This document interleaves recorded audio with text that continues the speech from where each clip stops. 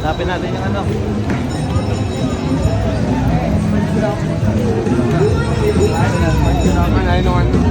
Thanks God, it's Friday, Quiapo Day. Tara magsimba at pagkatapos ay mag-food trip dito sa Quiapo. Hello mga kapaps at mga kamoms, kumusta na kayong lahat diyan? Magandang buhay!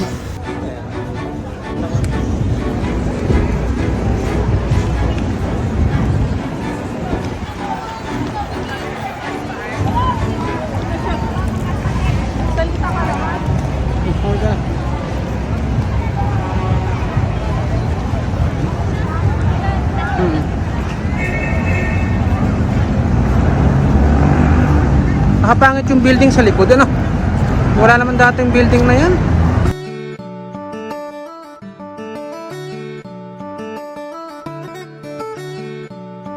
Nuestro Padre Jesus Nazareno, iligtas mo po kami sa kasalanan.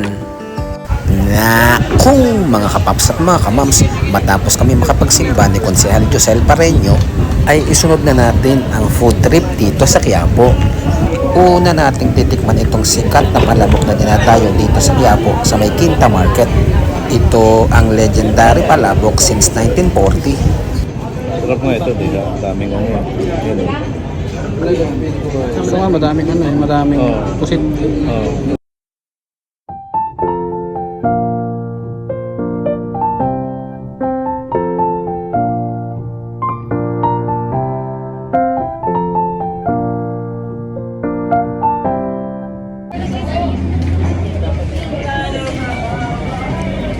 Ano lasa? Sarap. Ayos?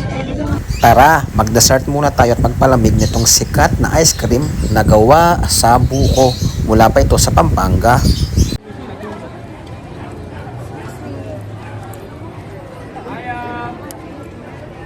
Samantala, habang naglalakad kami dito sa Quiapo ni Konsehal Josel Pareño, ay naamoy namin ang inihaw na tuyong pusit. Ang sarap nitong inihaw na tuyong pusit. Kaya naman hindi namin pinaglagpas ang pagkakataon na matikman din itong inihaw na tuyong pusit dito sa Quiapo. Nandito rin sa may Quiapo area ang tinatawag nilang Raon. Dito sa Raon makakabili ka ng murang halaga ng mga karaoke, videoke, speaker, solar lights, at marami pang iba. Siguro next time doon naman tayo sa Binondo mag food trip. Ay teka, bago kami umuwi ng Cavite ay dumaan na rin kami dito sa Shakey's Pizza para kumain ng merienda.